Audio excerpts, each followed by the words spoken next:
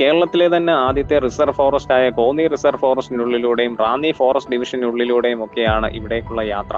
പശ്ചിമഘട്ടത്തിന്റെ പടിഞ്ഞാറൻ ചരിവിലാണ് Konni reserve forest സ്ഥിതി ചെയ്യുന്നത്. അതുകൊണ്ട് തന്നെ നല്ല രീതിക്ക് മഴ ലഭിക്കുന്ന പ്രദേശം കൂടിയാണ്. മഴയേറെ ലഭിക്കുന്ന പ്രദേശമായതുകൊണ്ട് തന്നെ നിരവധി അരുവികളും വെള്ളച്ചാട്ടങ്ങളും ഈ പ്രദേശത്തായി ഉണ്ട്. പൂച്ചക്കുളം വെള്ളച്ചാട്ടവും ഈ റൂട്ടിനടുത്തായി തന്നെയാണ് സ്ഥിതി ചെയ്യുന്നത്. മധ്യ തിരുവിതാംകൂറിലെ പ്രധാനപ്പെട്ട ക്ഷേത്രങ്ങളിൽ ഒന്നായിരുന്നു ആലുവാങ്കുടി ക്ഷേത്രം എന്നാണ് അറിയാൻ സാധിച്ചത്. മുൻപ് ഈ ക്ഷേത്രത്തിൽ നിത്യപൂജ ഉണ്ടായിരുന്നതിന്റെ തെളിവായി ബലിക്കല്ലും ഇവിടെ കാണാവുന്നതാണ്.